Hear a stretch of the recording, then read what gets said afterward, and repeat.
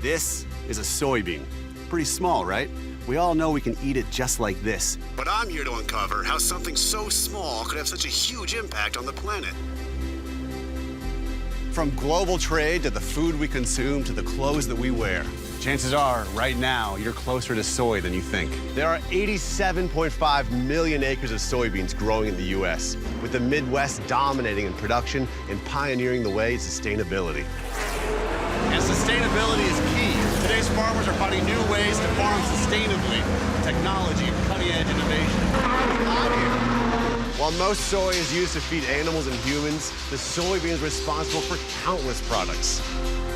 I'm going to take you on a journey covering thousands of miles, from the first soybean traveling to America through to why soy is being launched beyond our outer stratosphere, aiding mankind's mission to the red planet.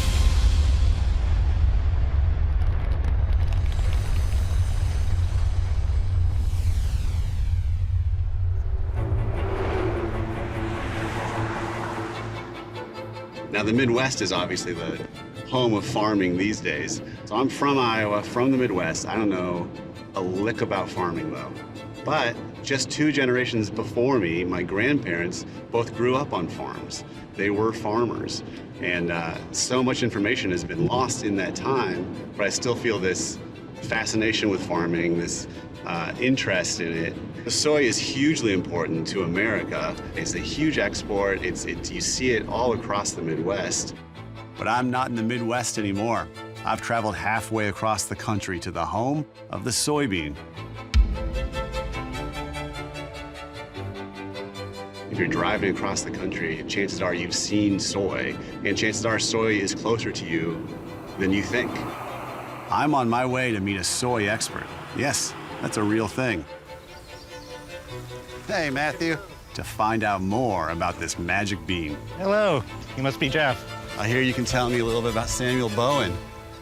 Skidaway Island, Georgia, the place where the very first soybeans in America were planted. Again, as a soybean historian, I was focused on the story from the 1880s on. Samuel Bowen comes as a bit of a surprise. He was a century before. He was producing an Asian soy food, which eventually built the soybean industry. He was a British guy doing it in Savannah, Georgia. All of that is to some extent unexpected. How did it start? He was in China for several years. He was taken prisoner in China because he had gone outside of the authorized Chinese trade zone and had run afoul of Chinese authorities. And he managed to smuggle about 30 to 40 pounds of soybeans with him out of China, somehow preserve them over 5 or 6 years through several ocean voyages all the way to America. What's his response to it being successful? When Bowen came from China, he held in his possession what was essentially a valuable trade secret, how to make soy sauce, even the fact that soy sauce was made from soybeans. He was bent on kind of capitalizing on that. He was given an audience with King George III. He had kind of reached a pinnacle of status. When he passes, where is soybean? At that point, the soybeans probably die out with him. And in the absence of soybeans, the entrepreneurial mind tried to create substitutions, get other ingredients like tomato to make something called tomato soy, ketchup. Because of trying to find a substitute for soy is the reason we have ketchup? Anyone who is interested in it for one thing usually had some sort of fascination with all the other things it could be used for. Is it like an entrepreneurial bean?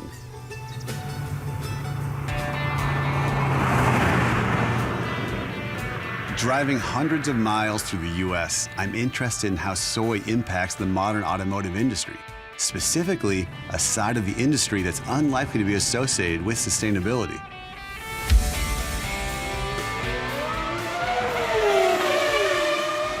You know who produces the most tires of any company in the world? I'll give you a hint, I'm holding on to one right now. It's Lego. Lego produces more tires than any other company in the world, but I'm interested in the real thing.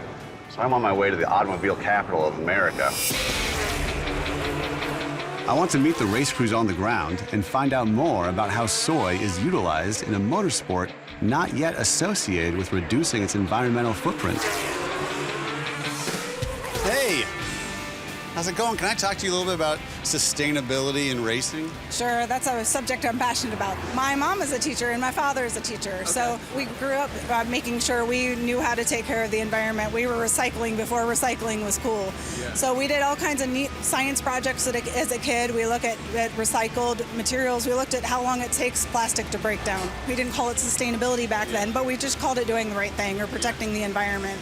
And then I come and I work at a tire company. You get that addiction to motorsports and you think, okay, this is a really great thing, but how can we bring sustainability into it? Grand Prix isn't a place you think about sustainability, but how is it happening here right now? We're always studying. There's lots of different things we study in the tires, from using soybean oil and other natural oils to be able to supplement some of the other oils we use in the tire, trying to figure out how to incorporate more and more green and efficient things in our tires. And we want to be able to make those sustainable substitutions without sacrificing performance, and that's key for us. So we want to do something that's right for the environment, but we don't want to put any of the quality at risk. Let's say in 20 years, you're deep into your career, you've been there for a long time, where would you want to see things? So by 2030, by the end of this decade, over 40% renewable materials in the tire. Yes, by 2030, that's where we will be at. That's our commitment. And I want to see that keep growing. So not only how we get the tires, how we make the tires.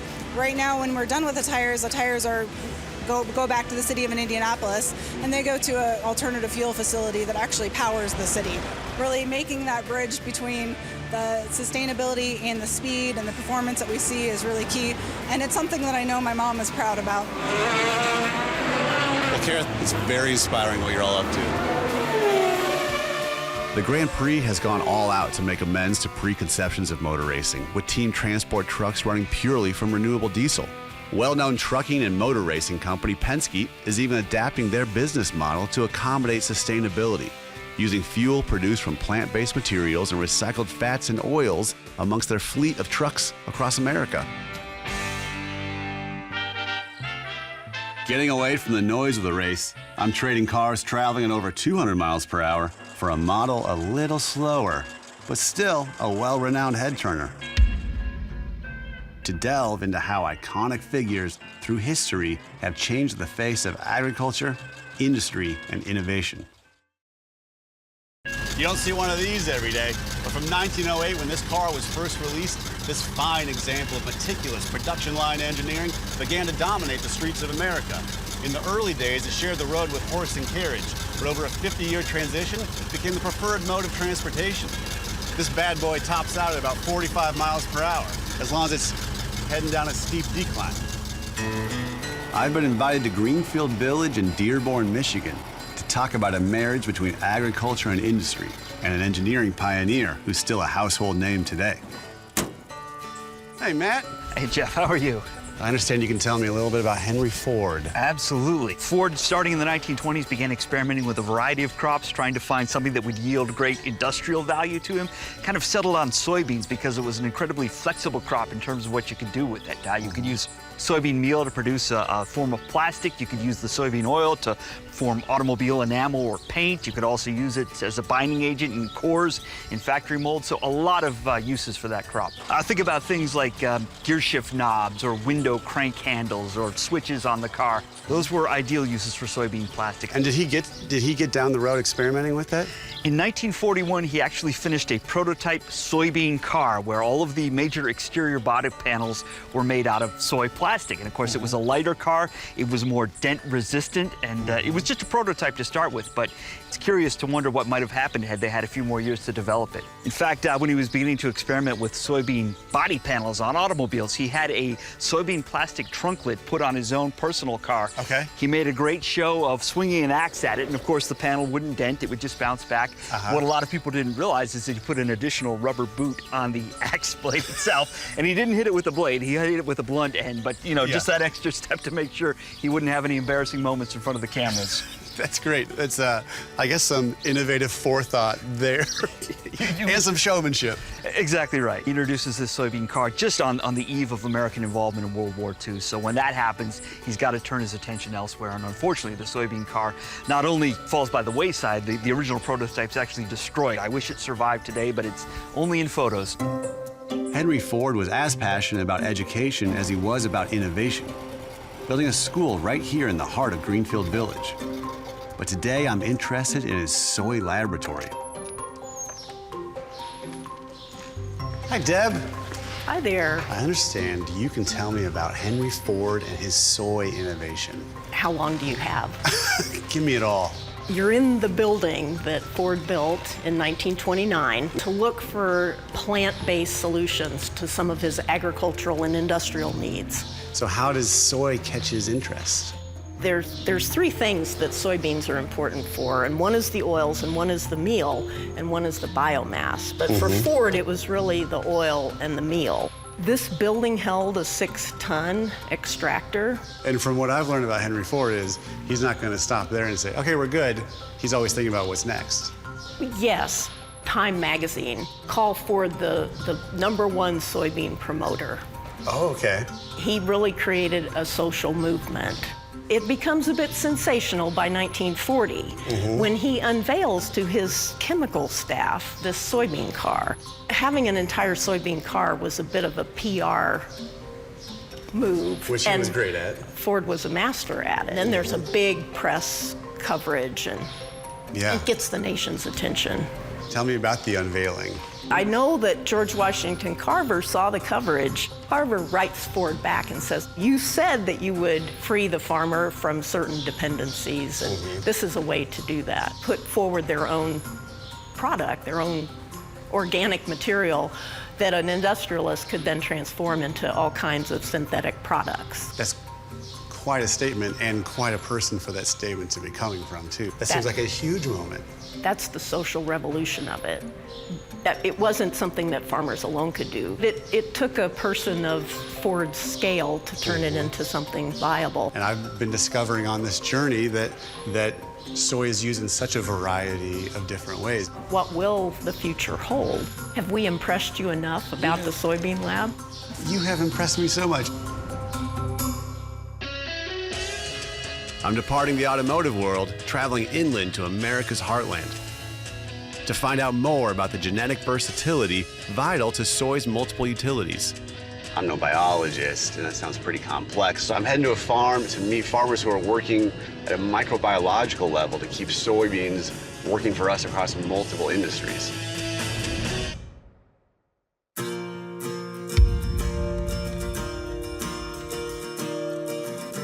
I'm in Arkansas, meeting Brad Doyle, who's promised to give me a crash course in cross-pollination. Soybeans are pretty challenging. You'll see shortly what I'm talking about. So what we can do out here in the field through pollen transformation, we can actually make new GMOs. Okay. Within this plot, you're going to see a lot of dead plants, and that's intentional. Okay. What we did here was we crossed into the germplasm a herbicide trait. Okay. And this is one way of checking it. So we sprayed the right rows, and some you can see was a total kill, and then some has survivability.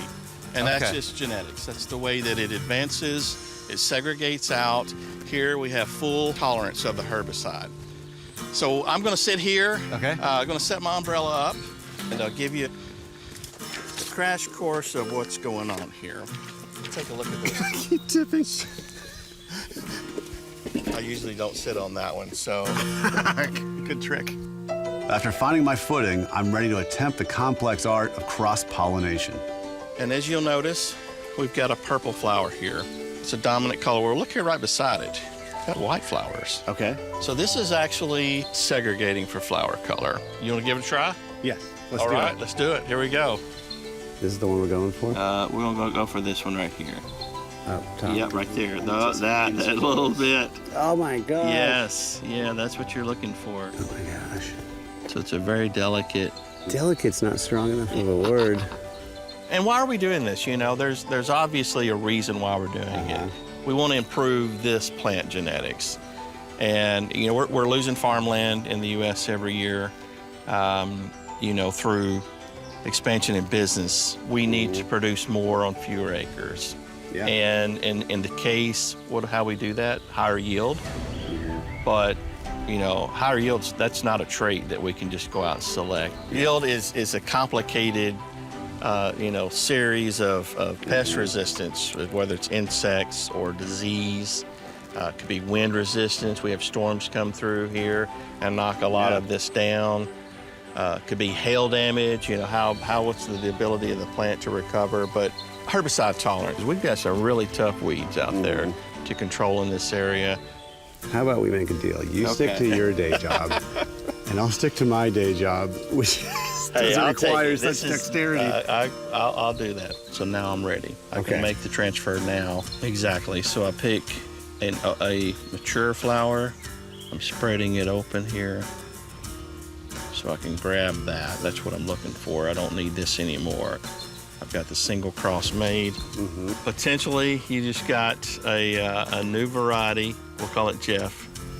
So this could be the one that changes everything, huh? Could be. We'll come back here about 2 months. We'll check on the forward progress of this. So. And then 7 generations from now, we'll know this is the perfect bean. Absolutely. I'm leaving Brad to do what he does best. The complexity of microbiology has built up quite an appetite. In search of some nourishment, I intend to make the most of the abundant Midwestern farmland. So I'm traveling to the most western Midwest state. We know soy for edamame, for tofu, for miso, but what does it have to do with barbecue? Soy is vital for putting foods on the plates of meat eaters across America and the world.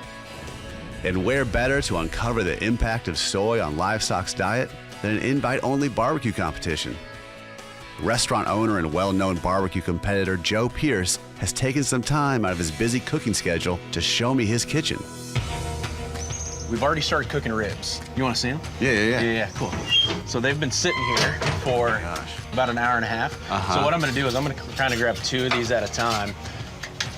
And I wouldn't grab 2 of them at a time unless you're a professional like I am. Right. Done this once or twice, but come on in. All right. Yeah, and so what we're gonna do is we're gonna flip these suckers meat side down, right? And so what that's gonna do is kind of let the meat braise in this foil. I'm salivating just thinking. A little brown sugar. You don't need a lot of brown sugar, right? You know what I mean? Yeah. Get it up there, let it bounce off the forearm. Now we're gonna hit it with a little honey. It's all about layering flavors, right? Ribs are wrapped. We're closing the door.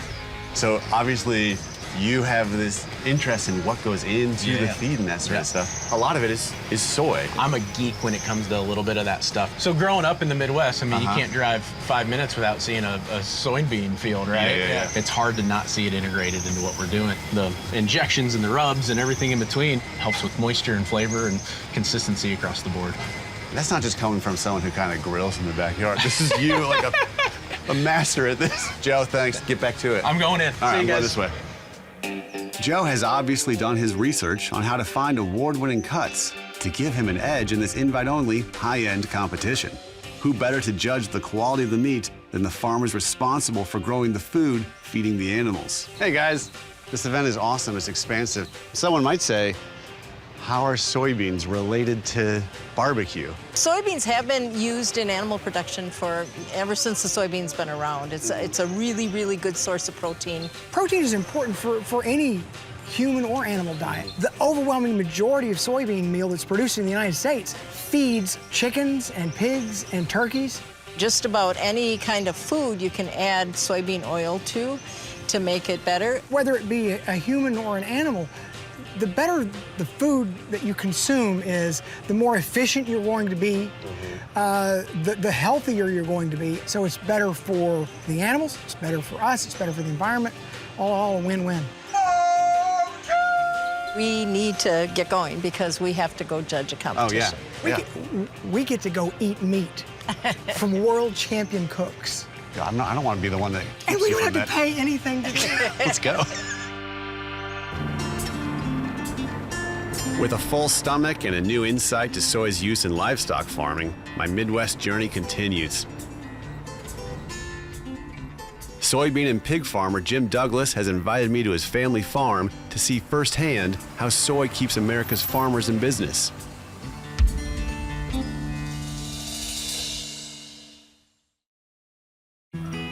Jim Douglas is a fifth-generation farmer. I'm visiting him on his family farm to find out more about soy's unique properties in animal feed. There's about 16,000 pigs at one time here. This would be an example of one of our pig barns. What are these for? They're level biosecurities. That way you won't track anything in and out of the barns, and you won't spread anything in the barn. Do you ever wear these around town? So, Jeff, this is typical of one of our hog barns. We're walking in here and we're looking at the general well-being of the pigs. You know, you just look at these animals here, they're upright, ears are upright, they're not lethargic. That's a feeder with corn soy diet. Okay. In the feeder. They have access to water behind that. Tell me why is this feed good for hogs? Why is soy in the feed good? A soy-based diet has good metabolized energy. You know, they're used to that diet. You know, they don't like changes. They're like my kids. It's the equivalent of me feeding my kids macaroni and cheese over and over. So tell me, what's the science behind all this? You know, a recent study completed by Kansas State University, pigs fed soy-based diets are much higher than energy than they originally thought. And that just provides just a quicker growth rate for the animals. So I've learned a lot about the feed and the diet. How does it come together? We have an on-farm feed mill here, and we'll take a look firsthand. All right, sounds good. I can see that Jim cares deeply about the well-being of his farm and livestock. Every time I've driven by a farm, I wonder what goes on in these. Well, this is, you know, our feed center here. We get at least one load of soybean meal in a week. This is some residue left over from the last load, and so that's ground soy. Okay. But this is right out of the processing plant, approximately 48% protein. It's interesting to see it in the palms of your hands, literally. And it smells like cereal. Smells like cereal, has a good aroma, kind of like a distiller's grain. You know, a brewery. So how important is a pig's diet for their well-being? It's utmost important. It's actually the amino acids that are in the soy that the nutritionists balance for, which soybeans pack full of the proper amino acids that they need. Isoflavones that have been identified, not only good for human health, also been good for pig diets too. And there's a lot of work being done on digestibility, probiotics, and gut health, I should say. Sure. So that's why it's so valuable. Do you grow soy here on the farm? Yes, we do. I'll take you down. We'll look at a soybean field. Let's do it. This looks fun to drive. Farming is big business, but U.S. farms are often small, family-run operations, not huge corporations. Jim's passion and drive for producing high-quality produce is indicative of family farms across America. All right. So, Jeff, this field of soybeans planted the first week of May. So here we are 2 months in the growing season. You know, we've had rain over the weekend, so that provides the moisture and growing good, so we're very happy here. Yeah. These beans have already started the reproductive stages. Those purple are blooms. There'll be a lot of purple blooms on it, and each one of those will represent where a pod will be.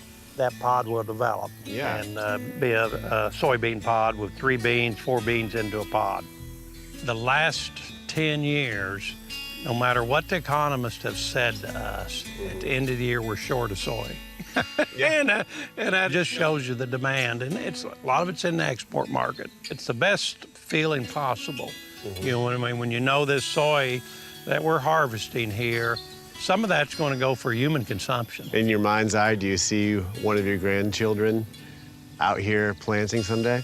I'm tickled to death that they're here, yep. You know, it's a good place to grow up. You know, you look for the future. You look more than just 5 years down the road or 10 years down the road.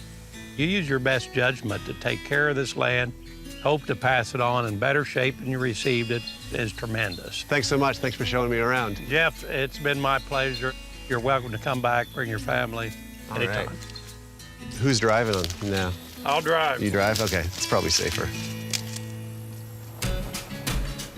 In the world of animal feed, soy's versatility is far broader than feeding livestock. Steering away from farming on land, I'm exploring soy's role beneath water.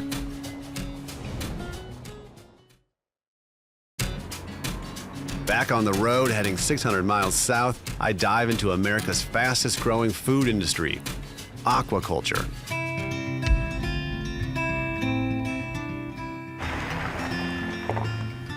Hi, Jesse. Hey. I understand you can tell me something about aquaculture. Follow me and we'll go see some things.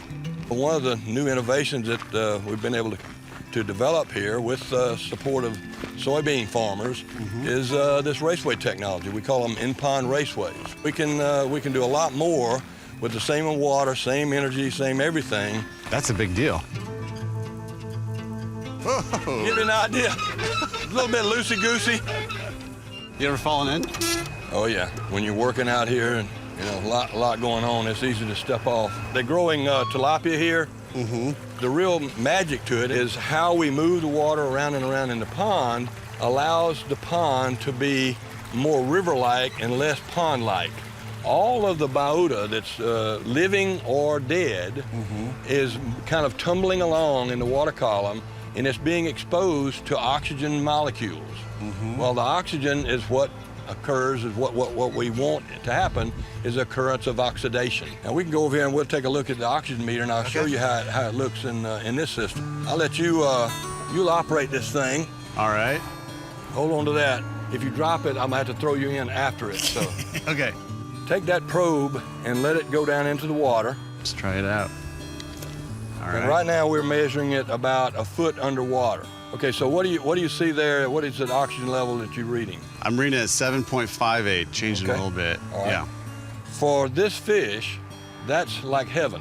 Gotcha. That's exactly where they want to be. Okay, so if you take this and we're measuring at the surface now, but in this mixed pond, this raceway pond, what do you think you'll see if you let it down to the bottom? Well, my understanding will be about the same. Should be. Why don't you crouch down there and let's measure it, see. That looks real similar. But it's about a half a part per million different at the bottom. So, and that's pretty negligible. Yeah, it's very negligible, yeah.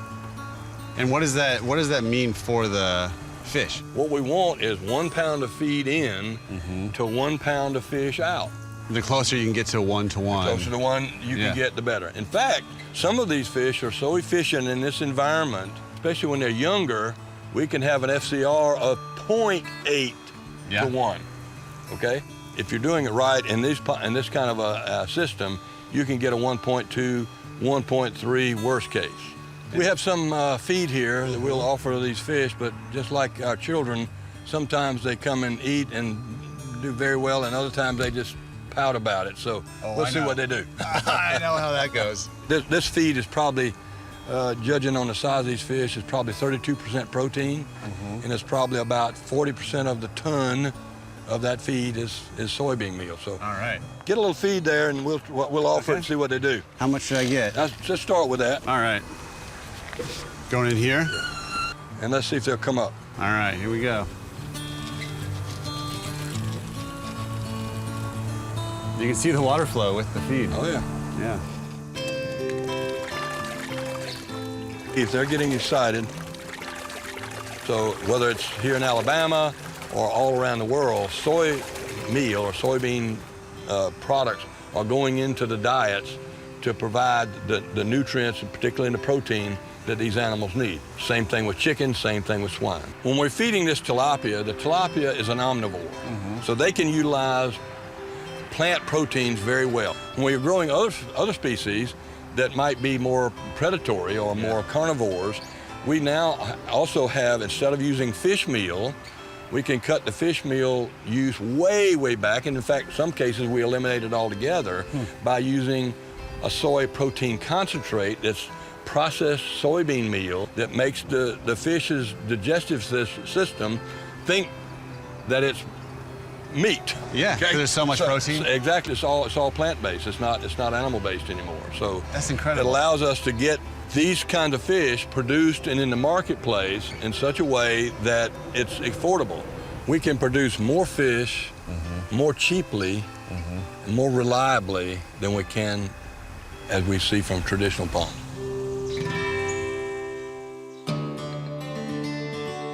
As always, the Midwest has been good to me. But now my adventure is taking me almost 1,000 miles east to turn my attention from biology towards chemistry.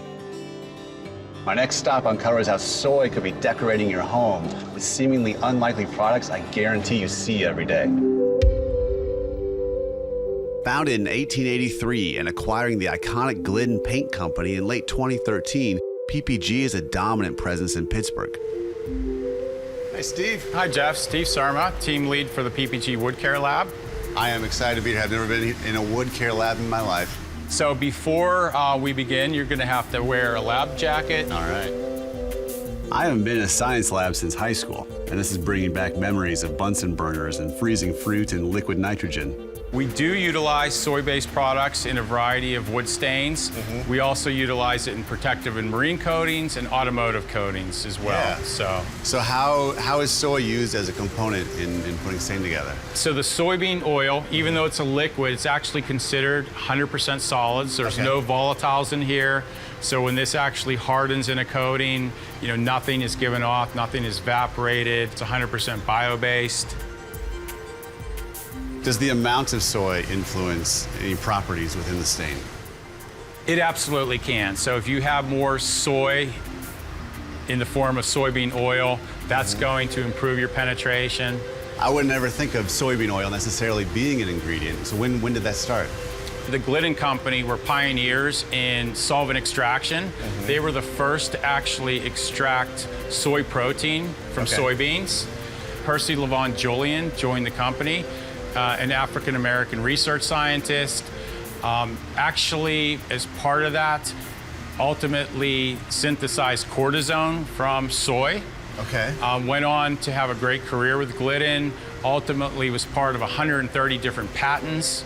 It's a very fascinating concept to think that this stuff started back in the 1800s. I feel like I'd be a good spokesperson for you guys, that like even someone like me can make it look good. Almost 300 years ago, soy's introduction to U.S. soil has been fueling American farming and export trade. But where does mankind go from here? How do we push the boundaries of feasibility? And what does the future hold for soy's application? The human race has always speculated on what it would be like to live on another planet. And the fourth rock from the sun, Mars, has always been like a focus of our interplanetary ventures. Now, obviously, I'm not on Mars, but I am on the western slopes of the Mauna Loa volcano. I'm on my way to the high seas, which is the Hawaii Space Exploration Analog and Simulation. Now, of course, I'm curious to find out what soy has to do with interplanetary space exploration. I'm on my way to meet world-renowned scientist Michaela Musilova to delve into the application of soy in space exploration. Hey, welcome to Mars. I cannot wait Hi to there. hear what all of this is about. It's quite an amazing place. Why don't we go inside first? Cumulatively, Michaela has spent over a year in simulated Mars and lunar conditions. So through here is the main part of the habitat.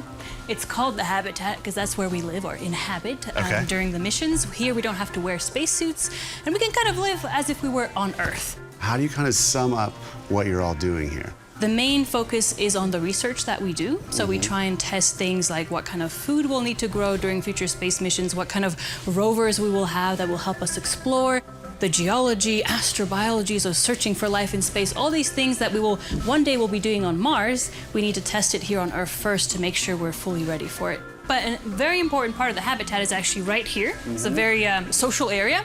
Please have a seat, enjoy it yourself a little bit. So this is like literally a dinner table. Yeah. What are you eating here? a variety of things. Let me show you some of our freeze-dried options we have. This container of onions could last for a year. Considering that, it's pretty light. So onions, again, I wouldn't recommend you eat it, but you can actually smell them quite far away. Yeah, they're intense. That is intense. And because it's so intense, it has actually caused a lot of digestive issues. The body just could not handle it. That it's very advantageous to have freeze-dried food because it's light. It can be stored for decades actually, so it would survive the journey to Mars and all that. But it's completely deprived of nutrients. Like 90% of the nutrients are gone. One of the things that made actually surviving here on missions really great was that we were able to grow our own food. For example, different types of salad, even tomatoes were attempted, soy. So it's little things, but they make a huge difference. Why don't you get to try actually growing some soy using Martian soil or simulated Martian soil? Let's do that. Can we do it now? Yeah, okay, let's go put on some spacesuits. Go into the airlock. Want to close the door behind you? Okay. The things you do in the name of research. The spacesuits, like the rest of the habitat, replicate conditions on a real spacewalk. The thickness of the gloves allows potential astronauts to get a feel for dexterity during missions. Even the rebreathable oxygen packs designed to filter out carbon dioxide and recycle oxygen replicate real-world situations. With decompression and the airlock complete, I'm ready for my first Martian mission. And hopefully not my last. Next stop, Mars? Oh yeah, you have the honor. Let's go. After you.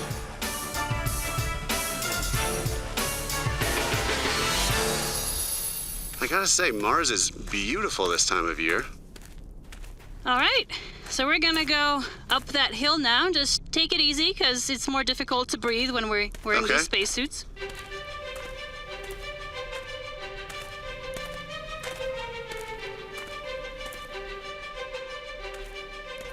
This looks like a good spot. Why don't we collect some soil here?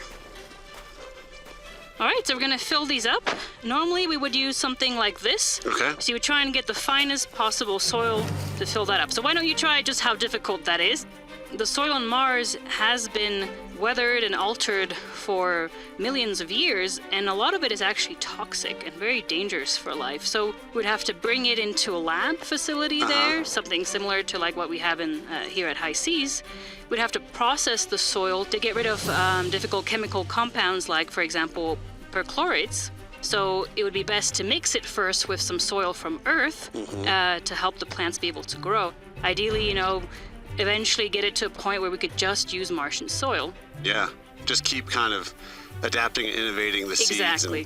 And we've been able to mix it with Earth soil down to a point where it was 90% simulated Martian soil and only 10% Earth soil, and it worked. Plants were able to grow in that. That's a big deal. Yeah, so it really gives us hope that something like that would be possible one day on Mars, and that's why we have to keep on testing it in these simulated environments. All right, so now that we've, gathered enough of our simulated Martian soil, we're gonna go back to the station and plant some soybeans. Back in the safety of the habitat, Michaela set up a laboratory to replicate experiments due to be conducted on future Martian missions. Yeah, that's where all the cool stuff happens. So this is our Martian soil that we just collected. And here we have some Earth soil as well. And so what we're gonna do is gonna mix the two. Okay. All right, so these are the tools you can use to move some of this Earth soil into this Martian soil. And so this is approximately 90% of the pot. So you're basically just gonna fill it up almost to the top. Okay, so talk to me about soy in space. Sure, so we've actually tried to grow some soy here on missions at High Seas. It does take a while to grow it, so we first tested whether germinating at all would work, which it did. For example, on the International Space Station, they have been able to grow it, harvest it, and eat it there themselves, and it's turned out to be a really great crop to have. It has a lot of interesting nutrients. It can grow in microgravity with very limited resources. For example, it doesn't need very much water, and other things that a lot of plants actually do require. So it is considered one of potentially 8 crops that could potentially be used during long-duration space missions. So it can be used in even technological experiments, for example, in 3D printing. And so it's a bit of a Swiss Army knife in many ways. It can be used for multiple purposes, And that's why it's so very useful for space exploration. Okay, great. So here are the soybeans. So you want to grab 3 with just 1 spatula. Okay, perfect. Look at that. Very nice. Okay, and just gently up. And then let's do the same with the other. Nice. Okay, you just gently cover it. Make sure it's kind of smoothed out. All right. All right, and finally, there's some water just here. That is so dry. With time, you know, things will start evolving and growing. And perhaps with time, the plants will adapt to this other environment, but we won't know that until we're finally on Mars one day and we've had time to test different ways to grow these plants, see if they can survive with less light and colder temperatures and the other challenging conditions of the environment on Mars. This is cutting-edge technology. Soybeans are cutting-edge technology, and we see it happening here. It seems like it has huge potential to do well on Mars, so I believe that it'll probably be one of the first plants that we take to the red planet. The finishing touch to my Martian soy experiment is to place the seeds next to one of the only 2 windows in the habitat. I've learned so much. It's been a pleasure, and you did it really great. Oh, thank you. So am I an astronaut now? Astronaut, getting there.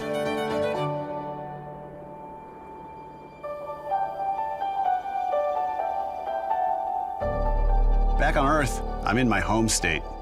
It's been quite a journey, taking me thousands of miles across America. Soy is such a hugely versatile commodity. It's not only feeding animals across the globe, but also makes a vast contribution to America's export market. Soy is responsible for changing our world for the better, utilized for innovations like tires and changing the face of eco-friendly transportation, even in unlikely industries like high-end motorsports. Soy is used in everyday products we rarely associate with farming, like cosmetics and clothing. The magic bean isn't just a fundamental part of planet Earth's growth and innovation, but it's due to be vital for space exploration in the coming decades. In mankind's ever-hungry ambition to discover new planets and push our race to the limits of feasibility. I wonder if Samuel Bowen ever considered his contraband seeds from overseas he planted almost 300 years ago would play such an instrumental part in both American history and humanity's future.